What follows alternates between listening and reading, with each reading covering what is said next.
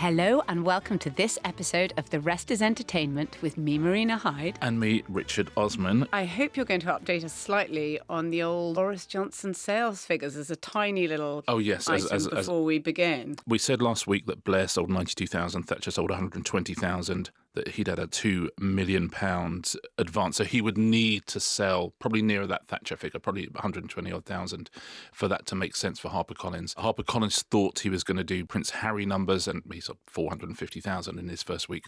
And he sold 42,000, which is so far below any of the expectations they would have had. They have overpaid massively. Talking to certain booksellers, there is a lot of stock in shops. One of the things you do, you send out a lot of stock. If you've got a book you think is going to sell a lot, you send out a lot. And there are piles and piles of that book in different bookshops around the country. I told you that one mega central London Waterstones said to me, we sold 2 yesterday. Yeah, it's listen. I see they've spun it as a triumph. Oh, a lot of people would kill for 42,000 books, but almost impossible not to sell that many when he's had that free adverts on things, and he's very, very famous.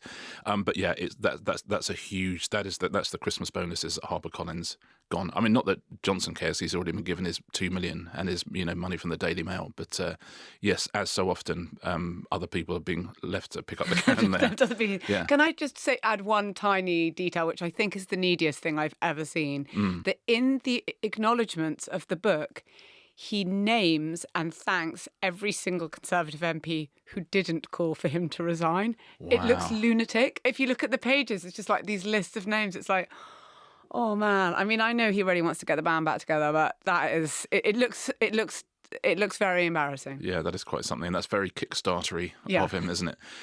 But in better news, Rivals, which we spoke about last week, has debuted to unbelievable reviews and has a 95% rating on Rotten Tomatoes, which is extraordinary. And that's on Disney Plus as a reminder, and so many great people are involved in that. So that's great to see it going down, and they've pulled it off. Tim Davie, the Director General of the BBC, has said he would like to ban the word talent. Talent is a way of referring to people in front of the camera. So that can be presenters and it can obviously be actors. Yeah. And I should say that it is sometimes by the crew used sarcastically. My understanding, having been someone who for many, many years wasn't talent and then was talent, it's always been used sarcastically, I think. And also by the talent themselves. There's very few bits of talent that would use that word unironically. But on film sets, there are things like, you'll see things like catering things that say for the talent only. I mean, it is obviously if you are a completely brilliant cinematographer or or carpenter or any of the myriad roles that come together to make television or films happen, it's slightly offensive, isn't it? Those are the talented ones, the ones who are absolutely impossible and are treated like golden gods, and you, who are doing what you might regard as a significant amount of the work, are not talented. Once on a quiz show we had the talent stairs, which were just so you don't meet contestants before you go on the show. Yeah, there's a different staircase, and just this staircase had talent stairs written on the front of it. Now, it's an interesting one, this idea of talent. And as you say, Tim Davie, he's slightly tongue in cheek, and he has talked about this before, and he's absolutely right. But we should say that he's doing this as part of they've got a big review into workplace culture in the wake of the Hugh Edwards situation, Jermaine Genus, possibly what happened on Strictly. I don't know whether that forms part of its workplace review, but there are various things that have made them reevaluate their relationship with talent. Yes, and have they become too powerful? Are they sort of untouchable? Is there a complaints procedure against them? And I think losing the word talent, I think, is an interesting first step into dealing with that. I would say that from years in television that the talent act like talent, but also the big exec producers and the big company owners and stuff like that are also. They act exactly like talent. They're not called talent. They're paid a lot more than the talent. I've been an executive and I've been a TV presenter, and if you own a company, you're making a lot more than the presenters. But there is this culture, this idea that talent are somehow othered. Well, the history of the term is quite interesting in terms of that. This is a term from the golden age of Hollywood, of like lots of these sorts of things. But it's a bit of a sop, isn't it? Calling them the talent. Stars back then were huge, whatever, but 100% it was the movie producers and the people who ran the studios who had all the power, and talent were contracted players, and they often couldn't do they had to do films that they didn't want to do, and they weren't allowed to, be sold to other studios. They were sort of, I mean, I don't want to say they were indentured, but they were basically looked after well, but they were slightly imprisoned by the nature of their contracts. And so calling them talent was, and talent agents and all the industries that sprung up around that. But as you say, again, it wasn't them that had all the power. This was not the era of star power. Star power comes later, and star power gets bigger and bigger. But it requires the studios who came up with that term to sort of lose power for star power to happen. Yeah, so the question is, what use are TV presenters? Okay, that'd be my first. And I'm going to talk about TV presenters rather than actors, just because it's a world I know slightly better, but I imagine you can draw similar conclusions from it. So what use are TV presenters? Are TV presenters indispensable would be the question. And if they're not indispensable, why do we treat them as if they are? Well, I think there's two different types, right? And you get TV presenters who do other things. So if you're, Jimmy Carr, for example, think whatever you like of him, but he has another job, which is he is a comedian, and he can go out into the world and earn an absolute fortune from lots of other people. So he has an actual job. And if you're Michael McIntyre, right, has an actual job, can go out and do whatever he wants. But if you're just a TV presenter, say, and there's lots and lots of them, then you just rely on the fact that the public sort of like you. Being a TV presenter, a normal TV presenter who doesn't have another job, is sort of like being a singer in a band who doesn't write the songs. I mean, you look nice, you've got a good voice, people like watching you on stage, but, I mean, could somebody else take your place? I mean, yes, almost certainly. And you talk to most sensible TV presenters, and they'll say the same thing. They'll say, well, yeah, there are other people who could do my job, that's for sure. The world of talent is so fetishized that actually the money people are paid is way above that talent level. So listen, if you want to pay Ant and Dec whatever you want to pay them, because they are doing a job no one else can do, and they are bringing a huge audience to your channel. They bring huge advertising to your channel. So whatever you pay them, they are earning it back. And there's a number of TV presenters who are like that. But we have to accept that an awful lot of TV presenters are not like that. They're doing a great job, and people love watching them. And as a producer, I watch them and see what they do and I see how they make shows better.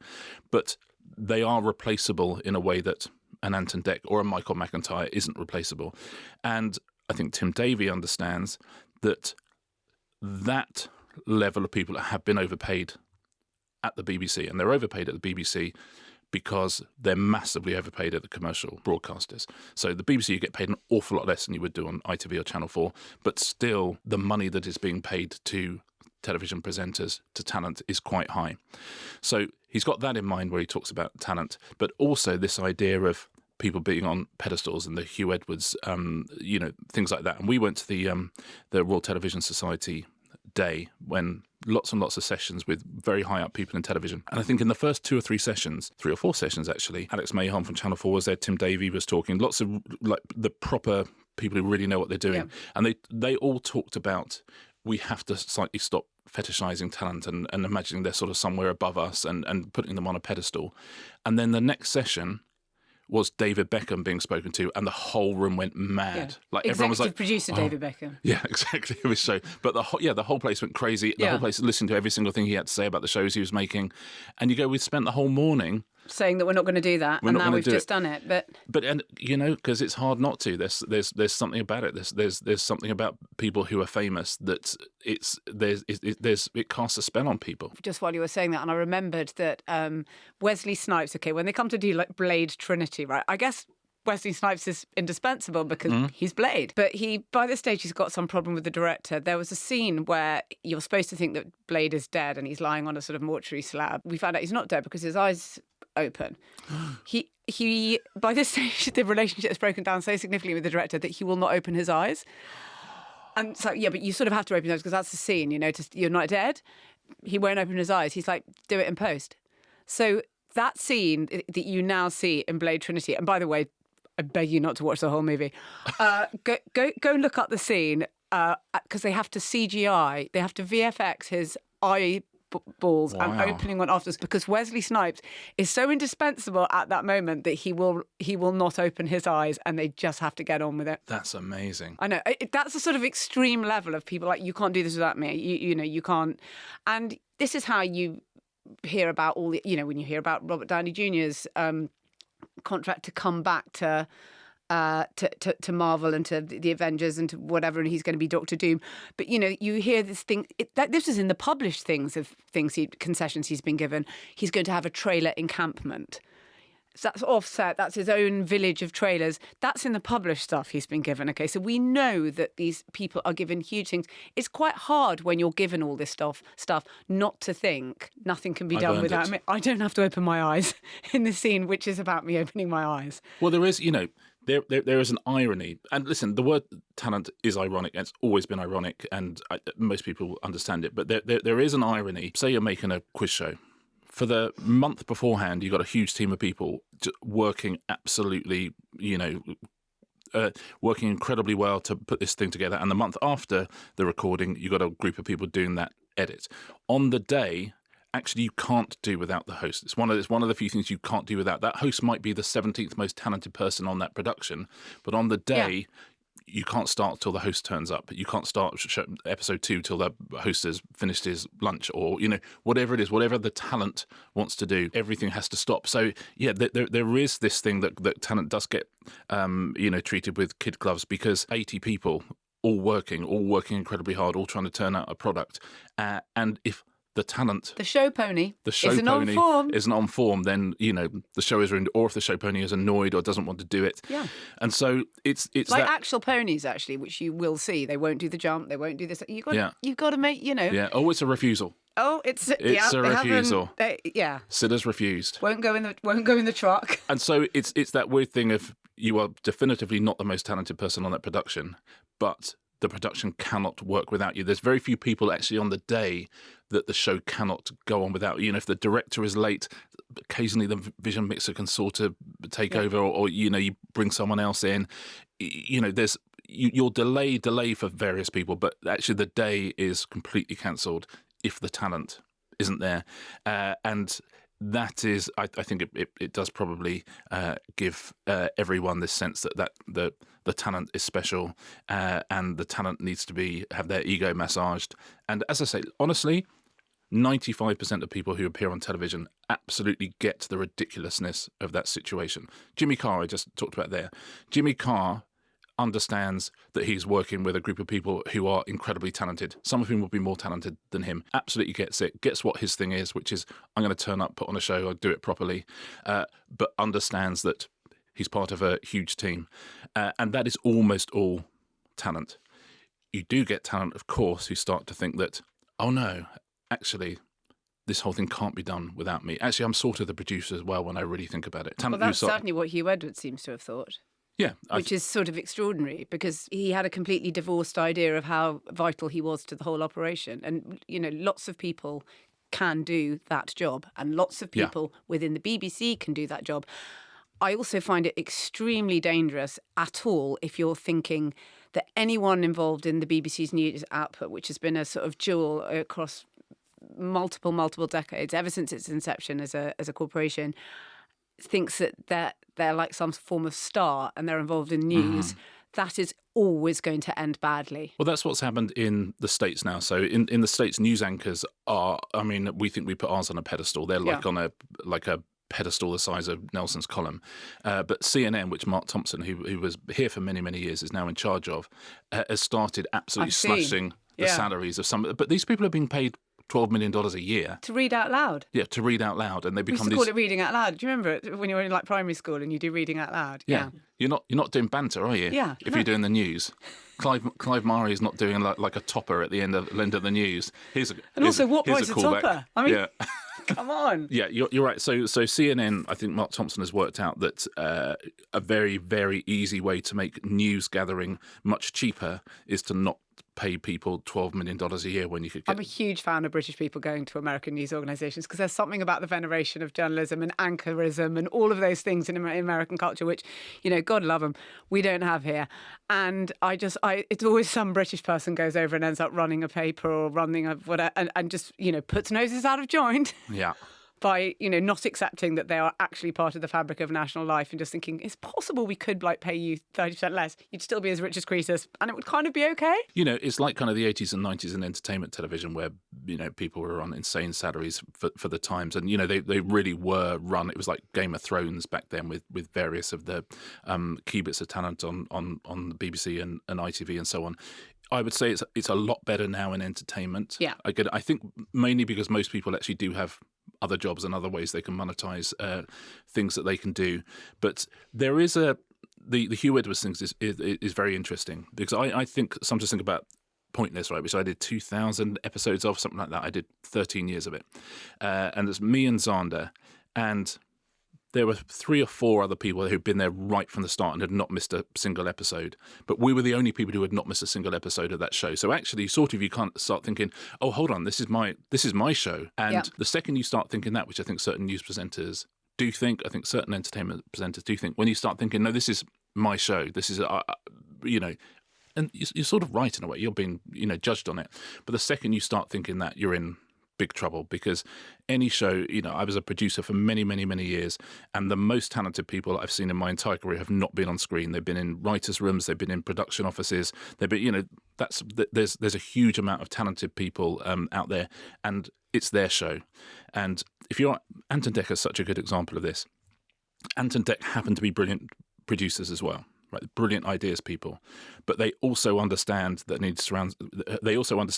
to surround themselves with talented people, and they understand the value of those people, if they're writers or producers or whatever they are. And that's the way to be talent. Be brilliant, be indispensable, which is what they are, but also understand that other people are brilliant and indispensable. So that's the perfect way to do it. Hugh Edwards and what happens around that, and other names, of course, have been in that realm, is the exact opposite, which is you are completely dispensable, which, by the way, is probably why the ego does go through the roof, because you probably go home and someone else could do your job. You probably go home and that you're not really earning the money, that you got paid today. And so you have to suddenly develop that ego. You have to kind of go, no, actually, I'm in charge. Actually, I'm more important than you think I am, because actually I need to be the one showing us the direction of where this is going to go, and I'm the captain of this ship. And the talent are not the captain of the ship. The talent are the band. They really, really are. And I'm first on that lifeboat, should I dare I say, in many people's experience. Yeah, exactly. Listen, certainly the first car that arrives at the end of the day is for the talent. Mm-hmm. And I've said before with talent, it's an object lesson in it, that you get cars everywhere, and talent who you're going to have trouble with think they get cars because they're special. Other bits of talent understand they get cars because someone needs to know where they are. Yeah. And they don't trust them to get home by themselves, and they don't trust them to arrive on time. And so they've got the driver's number. They always know where the talent is. If they're in traffic, they know it. And I don't want to tar anybody with a brush, because honestly, 95% of the on-screen people I've worked with are dreams. I mean, they really are. They're just lovely human beings who work hard, work in a team, understand the ridiculousness of their situation, ask for as much money as they can get, of course, but that's the thing they do. But the 5% of them, I mean, really, it's a hellhole, the way that they have to become enabled. Because, if you do have someone who decides that, they want special treatment, you do sort of have to give them that special treatment, because all a producer's job is to get the show done. Otherwise, it's just, as we've said before on so many things, otherwise it becomes too expensive, and you've got all these other people who are brilliant and not difficult hanging around who can't actually produce the show. Yeah, the squeaky hinge gets the oil. From that side of looking at talent to obviously the totally tragic story of Liam Payne, who died in Buenos Aires, who fell from a hotel balcony in Buenos Aires last week. That seems to be the sort of utter dark side of all of that, of having been put on this extraordinary pedestal at such a young age. Yeah. So many kind of interesting things that have happened in the wake of this. There's quite a few people who've spoken about the whole idea of the X Factor, which now, when you look back on it, is already feeling such a sort of period piece. Yeah.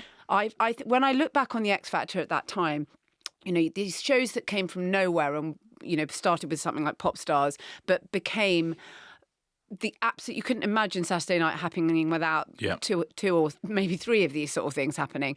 And it was a different sort of fame. It was very, very different. You were famous overnight. Yeah. Like anyone who's in, lots of people, say, take the Spice Girls, right? They're also like a put together band. Yeah. But they had a long time where no one was very interested. And no matter Touring that they were schools. doing all sorts of nonsense, this is like one Saturday you're famous. Yeah. And one of the former contestants on it, Katie Waisel, said, they needed the press to keep the show kind of in the news all the time. And the X Factor stories were the front of the papers every single day. And I mean, there were some really sort of terrible things excavated about Katie Waisel's family. And it was really, this is sort of terrible things for someone who's really young and just wants to be a singer and cares about music. Also, let's not forget the people in the auditions even who were bad at singing. Yeah. And suddenly you're becoming a sort of brief celebrity, and there's millions of sort of journalists on your doorstep because you sang Flying Without Wings badly. I mean, it's impossible to. And again, who had all the power in that? The power in that show and all the money really was Simon Cowell's. Okay, he made a huge amount of money for that on that. I now see people this weekend saying, Guy Chambers saying you shouldn't let under 18s join bands. It's too much. I mean, when Zayn Malik left One Direction, he left and he just said, I want to be a normal 22-year-old, which gives you such a sort of like, wow, he'd already had sort of 5 years of mega fame. They were the first, in lots of ways, social media band because that hadn't happened before. There were these, these kind of absolute rabid kind of 8-year-old fans making death threats left, right and centre. Yeah. You can't imagine what any of that was like. Another thing that people don't realise, yes, you're the talent and yes, the cars, and they were making lots of money. But you have to work. If you're in one of those bands, people don't understand the work level. They're like, oh, they're famous. In those boy bands, they work every single day of every week and every week of every year. And it's like, oh, you're too tired to go on in Seoul or wherever it is. Don't worry, we've got somebody who can give you a shot for that. And they are talent, but they are sort of being pushed out there as the moneymaker. And it's very, very difficult to imagine the level of that at all. I mean, Louis Theroux is doing a really interesting series, which I'm really looking forward to. He's doing a series that's coming up about all those boy bands forever. His wife produced it, Nancy Strang, as well. And they've got loads of people. They've got, Robbie Williams and Brian McFadden, all those sort of people talking. They've also got Simon Cowell and Louis Walsh, Nigel Martin Smith, who managed to take that, Daniel Glattman, Blue, Chris Herbert, who was 5, and Steve Gilmore, 911. I'm not going to single out any particular name there, but a lot of those guys, or one or two of those guys, might think I'd rather be in Louis Theroux's tent pissing out than I would just being the person who says, no, I'm not going to cooperate with that programme. Because something we have known about always, young people in bands, but say young men in boy bands, have been exploited by the music industry and by producers, and they may get very rich, but they've been exploited in every different way, some of the worst possible ways, always, in the music industry. After Liam Payne's death, Sharon Osbourne said, we all failed you. We let you down. She said she eventually didn't find it quite difficult being involved in, and maybe she sensed something on the wind that the X Factor, there was something so brutal about turning people into stars. As I say, overnight, they have not had to do anything, and then suddenly they're an overnight star, and they are going to get spat out, and they might get dropped by Simon Cowell's record company in 6 months. And maybe that's,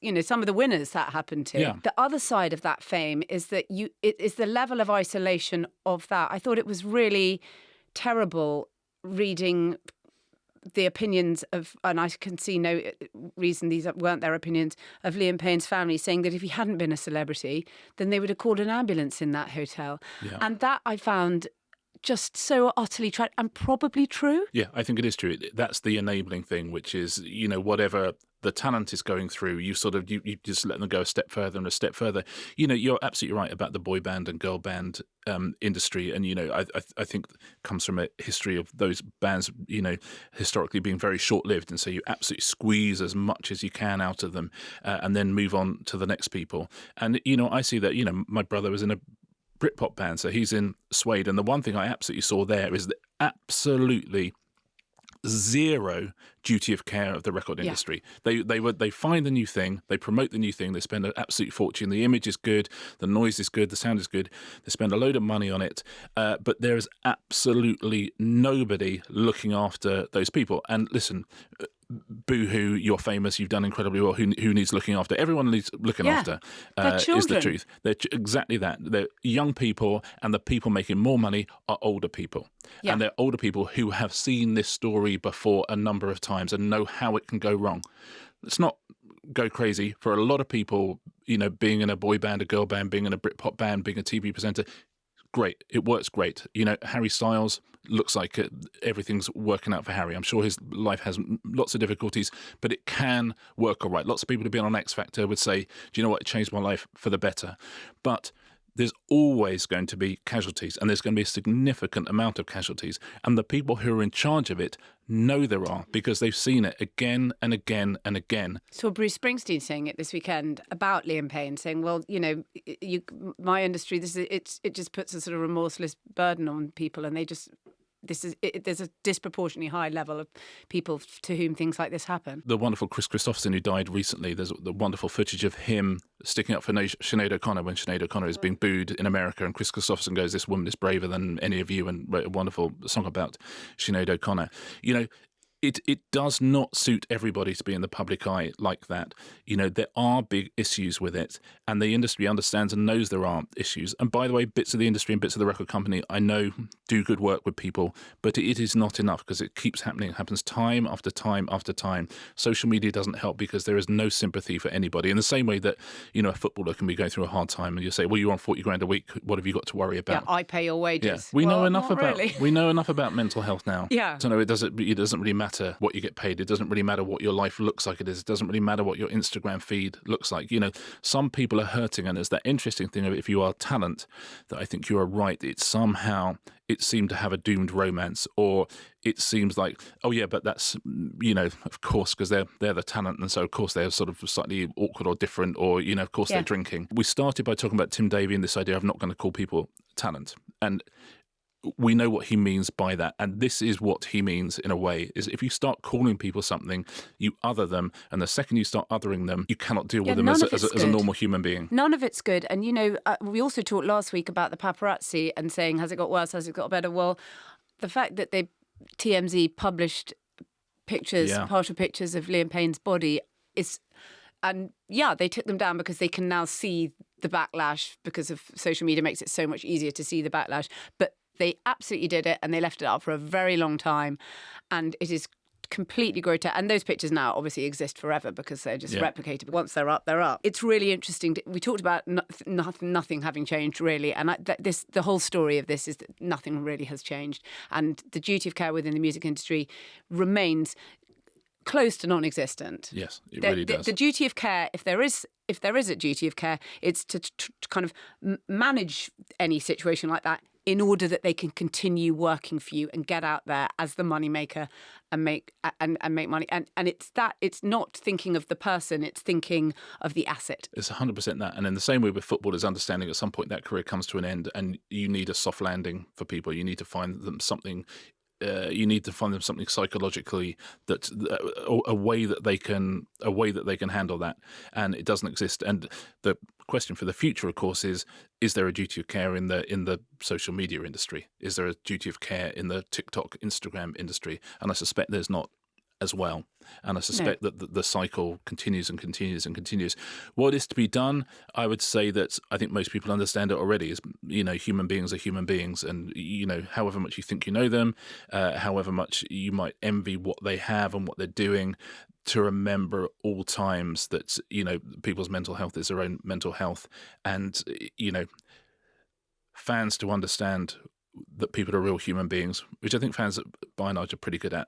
The Liam Payne stuff where the fans are stopping the media taking photos of the dad and stuff like that, I thought was very moving, because they understood the situation in a way that no one else seemed to understand it. So that's our role in it, but also to those industries, and to Instagram, to TikTok, to all the record companies, to all the TV executives, all of that stuff. There is a duty of care. There really is. We've seen this story too many times now. It just goes on and on and on and on. And I don't want to be talking about this with somebody else in a year's time, but I suspect we will be. Me too.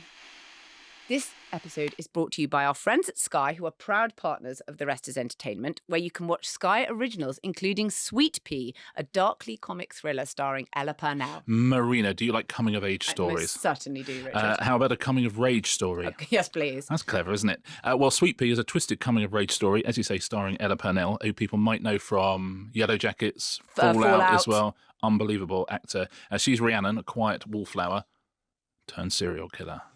So her life is pretty mundane at the beginning of it. She continuously is overlooked by her boss. Her long-standing crush ignores her. A high school bully has resurfaced, and her dad is really sick. Then suddenly everything in her life is turned upside down. The wallflower is gone. In its place, a young woman capable of anything. Can she keep her killer secret? I can't wait to see this. I love any form of, anyone just finally having had enough and losing it. Yeah, if you're looking for a thriller with a great bit of dark comedy, which is exactly what this is, it's unpredictable. Rhiannon's kill list keeps growing. No one is safe. But the big question is, will she get caught? It's funny. It's very, very dark. The performances are extraordinary. It's strongly recommended. So watch Sky Original Sweetpea from 10th of October on Sky.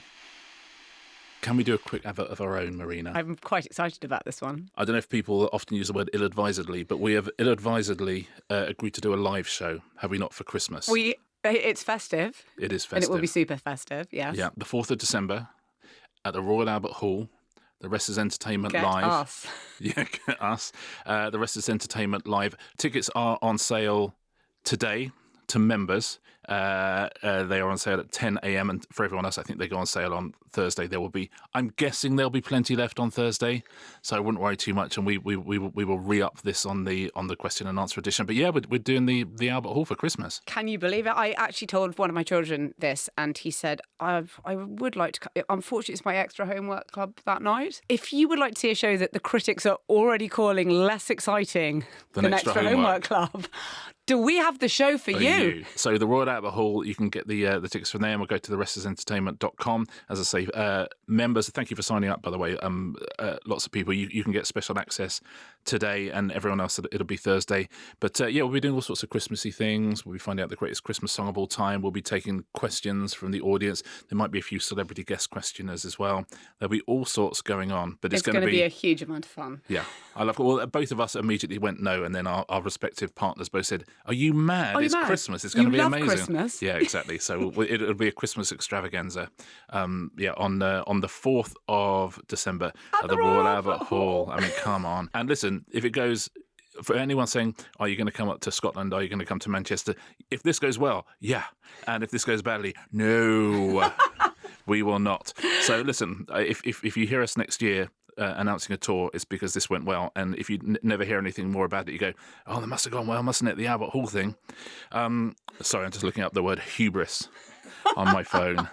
Oh, but listen, you've got to have a go, haven't you? You've got It'll to be have a bit of fun. It's Christmas. Yeah, and it will be a laugh, and there'll be lots of stupidity. I think we're going to exchange gifts and all sorts of things, aren't we? Oh, I've already got you something. I've already got you something, which I think is very special. Listeners to the podcast are going to like very much.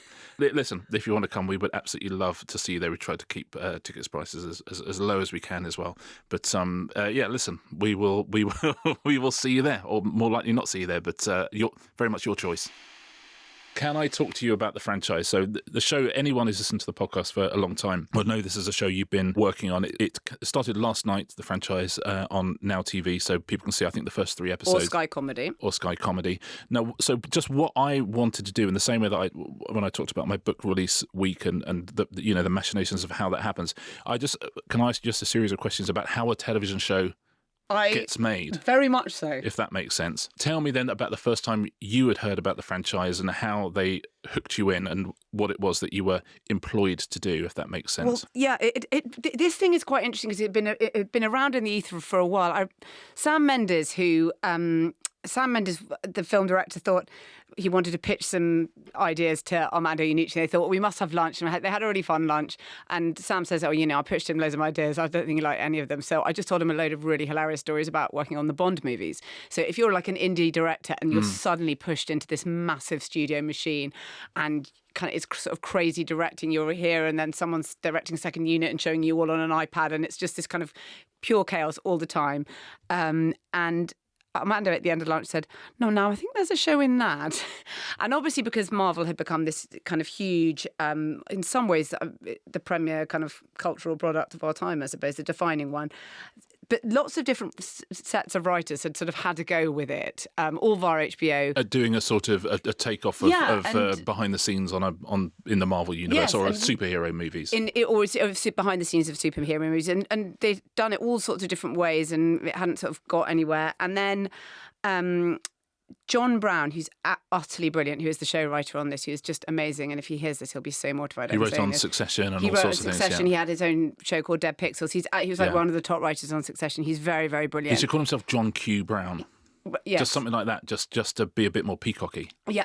Don't you think? He is not someone who wishes to push himself forward, but he's totally brilliant.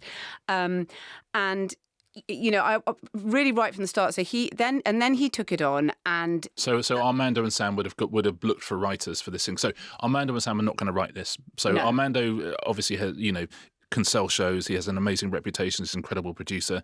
Sam obviously almost and directed the first episode. He has ended up directing the first episode of, and that sort of sets the visual tone and the visual language of all of it, and is obviously sort of hugely significant in terms of how it looks going forward. So the two of them get excited about an idea. Yeah. John makes it happen. At which point someone has to write it. Yeah. So, they go out, and Armando presumably had worked with John before and brought him in, and John went, this sounds like a bit of me. Relatively early on, we would have me and a guy called Keith Akushi and John. We were always wanted to make it about the below the line people in one of these huge things, because although, actors are brilliant and funny, there's something about being the sort of unsung backstage crew of all of this. Being, let's say, the non-talent. Being the non-talent, yeah. And although we've got Richard E. Grant and Billy Magnuson who play actors in this and do it super flawlessly, I have to say. I can imagine Richard E. Grant playing an actor well. He plays an actor very well. And it sort of took off. And John's pilot was great. And we had it takes so long, as you know, to make television. Television takes a bloody long time. So in order to get a pilot, you go and so they went into.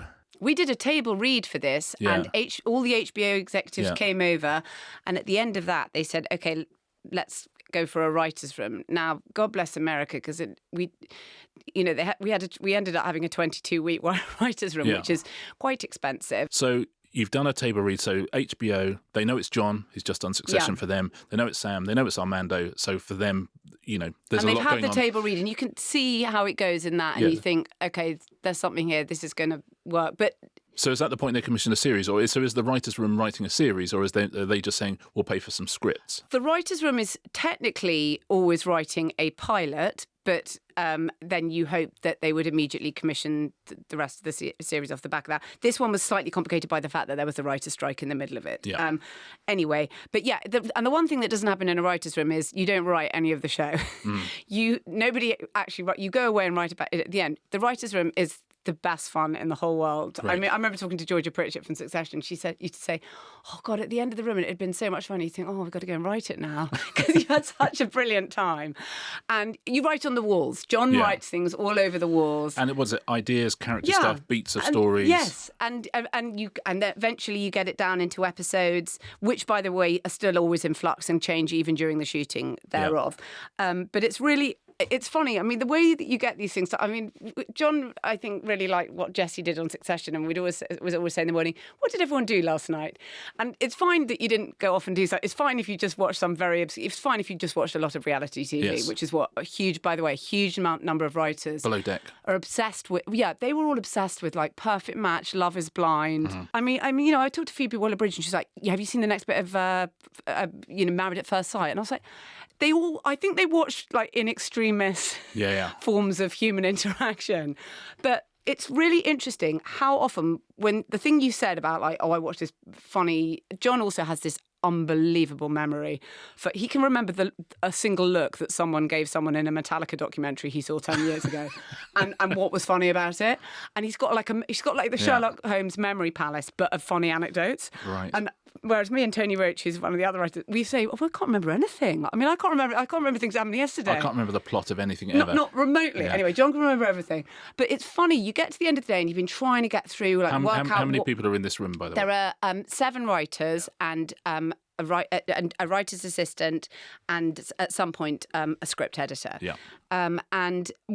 And basically, it's really amazing. Then, you get through and you do the business of the day. And by the end of the day, when you're trying to work out, what might actually happen in this episode, it's amazing how often the conversation that was sparked by the thing that you did last night, the strange look in the Metallica documentary, can be the sort of thing that makes you think, oh, I know what we could do here. This could be quite fun. It's really interesting. I find that's one of the things that I find really striking, that there's such a value. And also you develop very close friendships in lots of ways, because you're sharing all your happy stories, but mostly your sad and embarrassing stories, let's be honest, because they're funnier. And so you have this highly accelerated sort of friendships and relationships with people in some ways, because I mean, how many of us spend like 8 hours a day with any of our friends these days? For a long time. It's like being at school. Yeah, it's like being at school. That's a very, very good way of putting it. What's the culture like in terms of, because presumably all day it's ideas as well, whether it's you saying, oh, I have an idea, or if you saying, oh, this thing happened to me, knowing there's the kernel of an idea. How supportive is that atmosphere? What's the key to getting creative people to be more than the sum of its parts? Oh, well, definitely that has all come from John. He's brilliant, made everyone feel that they could say things. And, the thing you say most often is, okay, not this, but something like this. People are always saying, okay, not this, but this is stupid, but a bit like this. And then someone else will be able to... Every time I've been in that room as well, sometimes even when you've got something you think is the right thing, you go, look, not this, but something like this, and you say the thing, and people go, do you know what, but maybe actually that. Maybe that, go, oh, I didn't... Oh, okay, I thought of that.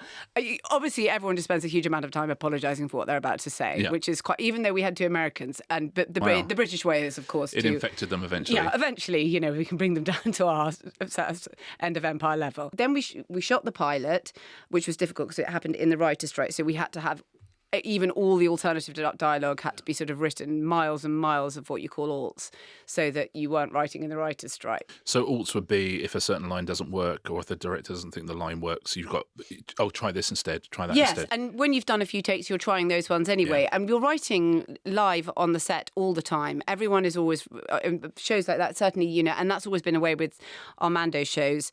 Certain words that, I mean, Tony Roach, who is Britain's funniest man and will be so mortified if he also had does Succession. Yeah, also does Succession. Does everything. Tony's worked. Yeah. Tony's worked on all the greatest shows. Veep, The Thick of It, Fresh Meat. I mean, he's brilliant. But when he came up with the word omnishambles, which became like one of the words of the year for the Oxford English Dictionary, in The Thick of It, randomly just one morning was having to sort of change a scene and in what we call the sides of the pages, and just sort of thought, oh, I can't really add to this brilliant scene by Simon Blackwell, and wrote, but thought Malcolm Tucker can just say you're an omnishambles, but not expecting it, and then it just sort of caught fire. I suppose it did define a times, and and in fact a decade probably. Yeah. So, yeah, still going. But once you sort of start realising that, once the show has been greenlit, as in all episodes have been greenlit and it's going to happen, that came after the pilot. So that's after the pilot and after you'd written the scripts, or? No, although there were sort of early drafts of scripts of the first, I think, I want to say 4 episodes, but that could be wrong. Normally they need a pilot and an idea of where the rest of the series is going. They have a full idea of where the rest of it's going. And the interesting thing is, by the way, this is with everyone behind this, with Sam and Armando and John, and HBO still needs to see everything. It's not like they go, oh yeah, fine, whatever you want to do. This is a process that even the absolute top names in the business have to go through. And if the story outline is not right or the pilot is not right, it just disappears. Doesn't matter who you are. No, and it's just business. And, as I say, they spend a huge amount of money on creating these things, but they, at every stage, you have to sort of get over that particular hurdle, or you're not going any further with the best will in the world.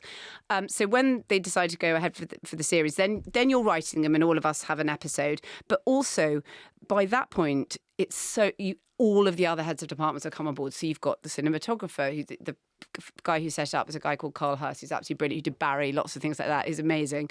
Then you've got wardrobe. They have to build the sets, and it takes months. And my experience, the production design guy is a guy called Neil Callow. He's absolutely brilliant. But they're so amazing. These people, it's really nice coming so close up to people who are brilliant at doing that sort of a job. and they will build these beautiful maquettes of the sets that you're going to be involved in. And then it's like, oh no, you don't need the space station on the volcano that we spent like weeks. But don't worry about that. You want a sort of like, a desert world, petrol station or something. It doesn't matter. Then they'll just redo the whole thing. And it is extraordinary. And it's sort of like you're constantly building the plane in midair. I find that it's just the sort of everything, the hair and the makeup and the everything, it all has to be done sort of slightly last minute. And if you ever had an electrician at home say to you, yeah, no, you can't do that. The things that people on film sets will say, yeah, no, of course we can do that. Yeah. It's so enormous and so ridiculous, and they have to be done by next week or even tomorrow, is amazing. If you ever get a no on a film set, it's a real no. Please don't do it, because it's obviously yeah. extremely dangerous or beyond expensive. It's all being written even as it's going, but and that is, particularly punishing for John, who's across all of it. Yeah. But certain things I've really enjoyed, like we had a premiere of it at the London Film Festival, and you're in an audience and they show the first 3 episodes. That's so invaluable for when you're writing, to hear what really people laugh at. And there are things that people laughed at that you did not quite sure were actually, and of course the actors bring out things that you don't even realise were jokes when you wrote them. Yeah. And there are other things, like there's a line and I thought I wrote that and it never gets a laugh, and I've seen it like twice now, and I don't know. It doesn't matter. It's sort of you might not even expect it to, because quite frankly, it isn't even recognisable as a joke. But it's like that taught me a lesson, and then it's really nice watching all these things with the live audience, which of course we don't watch TV like that. Like your husband might laugh politely.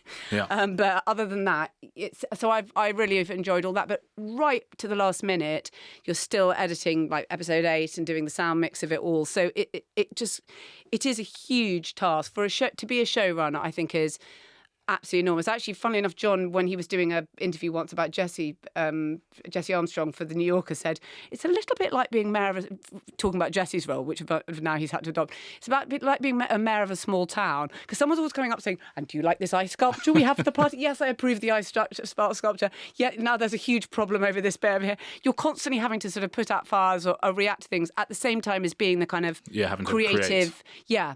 And it's such a lot to hold in your head at once. I think it's phenomenal. I think that was genuinely fascinating. I think we watch so much incredibly episodic TV now, which is absolutely brilliant to watch.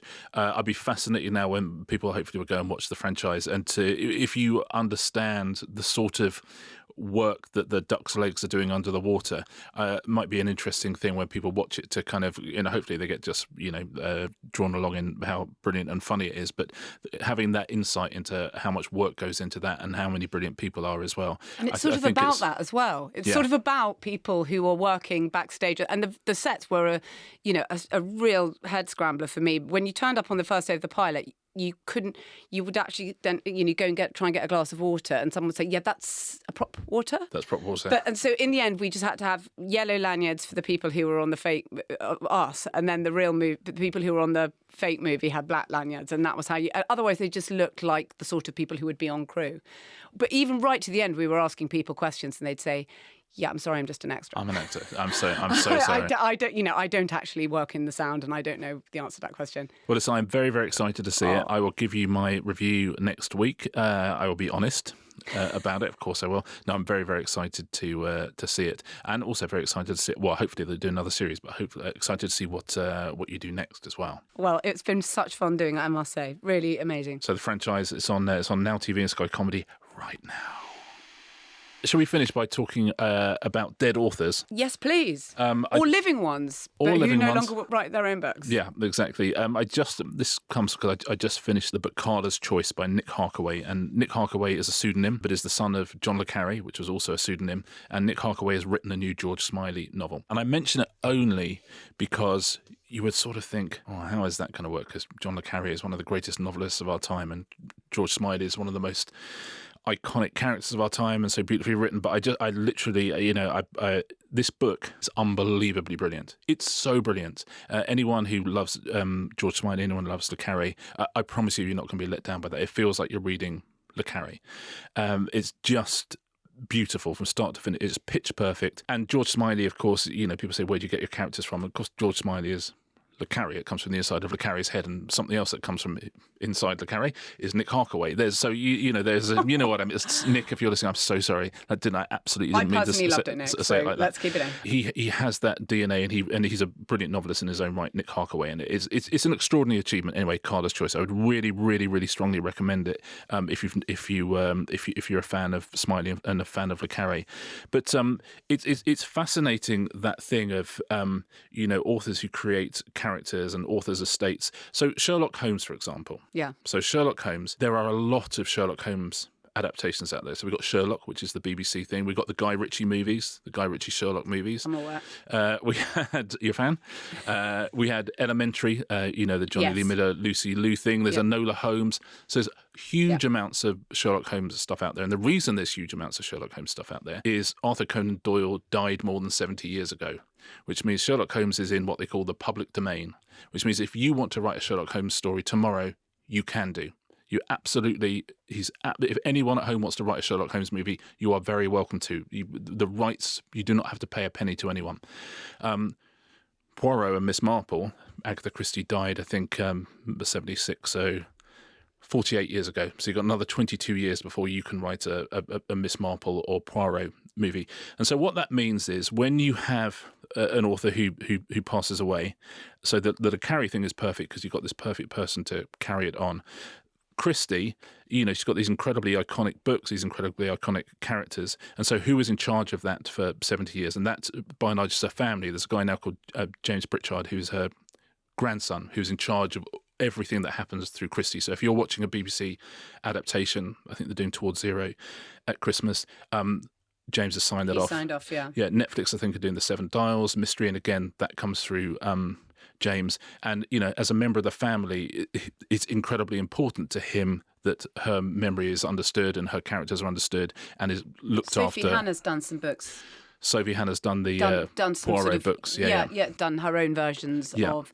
And that happens a bit, and that's obviously happened with Fleming and who's another really interesting one to talk about. Exactly. Well, I mean, Christie is, having spoken to James about a number of things, he gets off, he gets offered 400 things every week and he says no to almost every single one of them. And so if something comes out, as you say, like Sophie Hannah, it's because he knows what she's doing. He really likes her. So streaming's been huge for all, we should say, for all these things. Because in the old days, they could sort of make a movie of your book. And most people feel that their book has been ruined by a movie in almost all cases.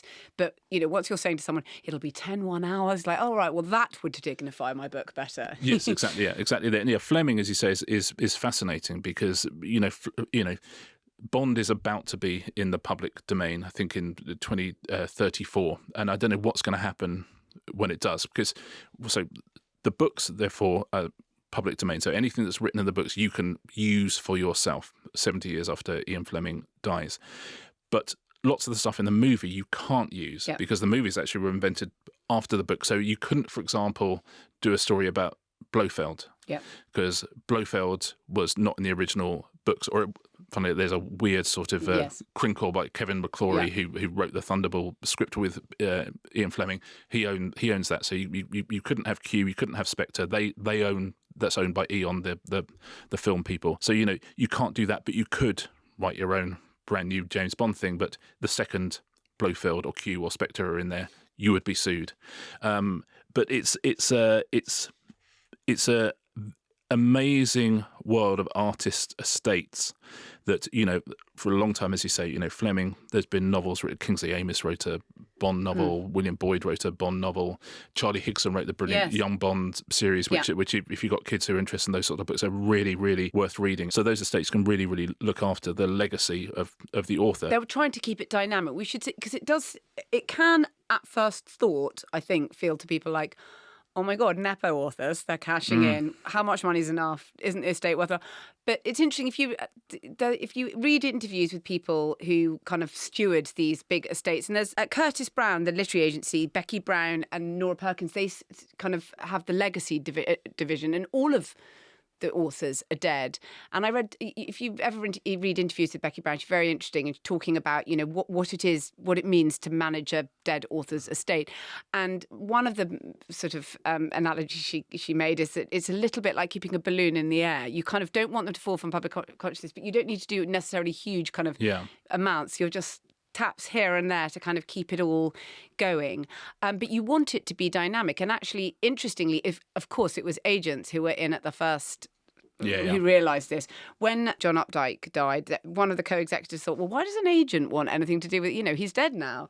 And it was Andrew Wiley, the kind of New York super agent, who obviously thought, oh, no, I think there'll be quite a lot. And of course, with streaming and all sorts of other things, they're going to make masses and masses of it, and they'll keep making his work. And it's really worth it. But people feel a very deep responsibility to keep either their relatives' work, in that, there's lots of cases. I mean, the Mr. Men, Roger Hargreaves and Adam Hargreaves. Adam Hargreaves writes them. They want to keep their relatives' work kind of relevant and still out there. And it's not just, it is easy to think, oh, they're just cashing in and this is a sort of... Yeah, it's tricky. Nick Harkaway, is obviously, John le Carré is his father, and Nick Harkaway is a great novelist, by the way. But, he said, my dad wants his books to be remembered, wanted them still to be read, wanted them still to be relevant, absolutely knew that, I think that Nick Harkaway had helped him with Silverview, which is the last Carré novel, which is also terrific. So, I think there's an understanding there.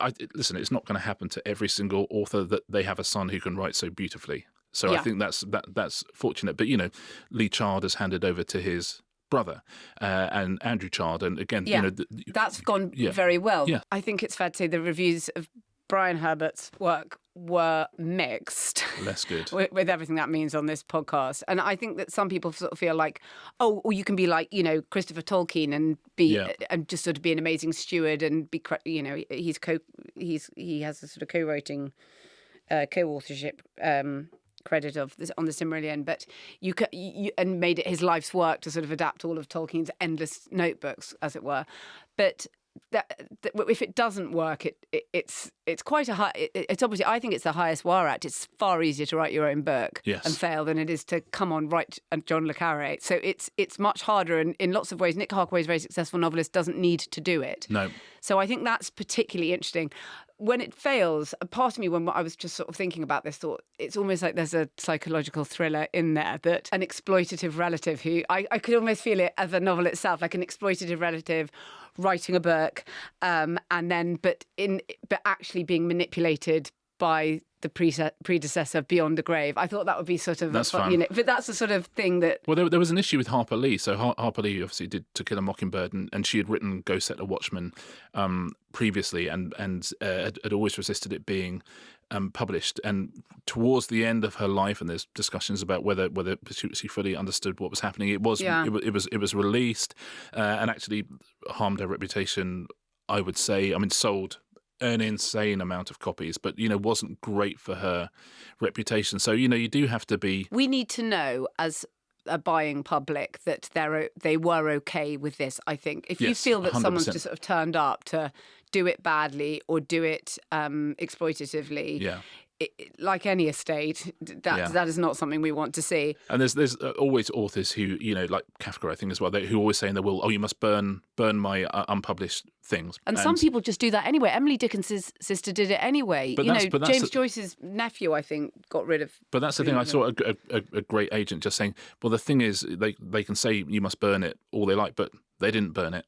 No. So they don't really want you to burn it. What they really want you to do is go, I'm going to publish this anyway. And Didn't Terry Pratchett get his hard drive run over by a steamroller? I think he actually did. Yeah, I think that did occur. Anyway, it's an interesting world. And as I say, the reason there's so many Sherlock Holmes things is because Conan Doyle died more than 70 years ago. And in 10 years or so time, you're going to see an awful lot of knockoff Bonds. And then a few years after that, you're going to see an awful lot of knockoff Christie. But, every single one of these estates, they have this period of time where they can really, really, really exploit the work. And I think you are absolutely right. Of course, there's money in it. But by and large, it's because it's their family. And they love their family and they love this work and they want it to stay relevant. It's so psychological. It's really odd. I'm just going to read out this thing by Nick Harkaway right in the beginning of... he writes a little intro. And if you're a Smiley fan... he says this: there will be people who love this book, whatever it is, because their attachment to George Smiley and the circus is so deep that any slight touch of his hand is enough to bring them joy.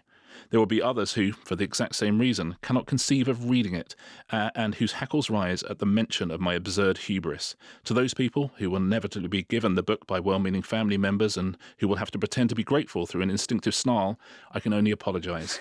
I hope that perhaps in your bath after a particularly dismal day, you pick up the neglected volume on the basis that things can't possibly get any worse and find that the appetite arrives in the eating. And just so right from that intro, you think, well, you love your father, you love Smiley, and also, or you can write. But any influence, don't forget that John le Carré felt that when Alec Guinness began playing George Smiley, he was so good that he got into le Carré's head, and that's it, sort of, so you'll think that someone is sort of taking the character in their own way during the lifetime. Yeah. And obviously le Carré ends up writing further books, Smiley books, after that, but nonetheless was affected by someone taking his idea even in his lifetime. It's impossible for, when you create something so amazing, in lots of ways it is dynamic and living, and it lives beyond your pen or your typewriter or your computer. Yeah, and Nick Harkaway writes very beautifully about that as well, about Smiley as a living being. And it's fascinating, so I'll tell you who couldn't write a le Carré novel,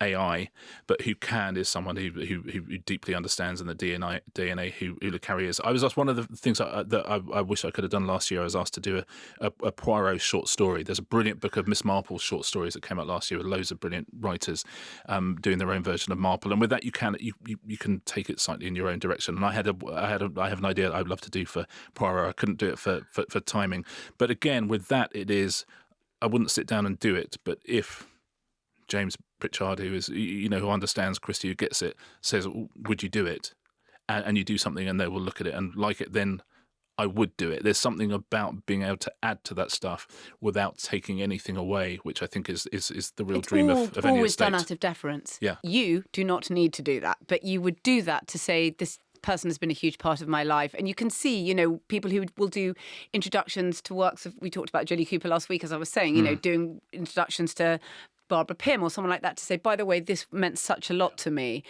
And it's a way of, keeping those little touches on the balloon to keep it afloat. Obviously, a lot of people's reflexive opinion is, they must be doing it for the cash. But they don't need to. It doesn't need to be this brilliant Karla's choice, and it really, really is. So if you like Smiley, honestly, absolutely recommended. Congratulations to Nick Harkaway.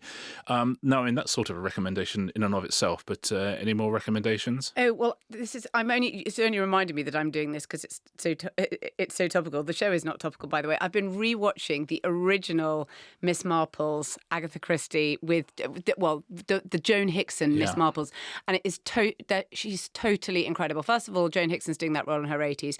Second of all, when you see them, you can see, obviously, Christie, when she's writing these books, there isn't television, there's theatre is what you do, live action, and they are very theatrical. And many of the other actors in these early episodes are playing it like a stage play. Joan Hickson, who is in her 80s, understands instinctively what it is to be a television actress in the completely modern era.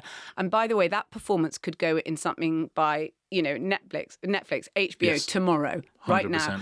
The other ones you think, this is so mannered. I'm watching some people doing the mousetrap, and then I'm watching. The central performance in that is so extraordinary. Yeah. It's so sort of small and so subtle and quiet. She's the definitive Marple for me, unquestionably.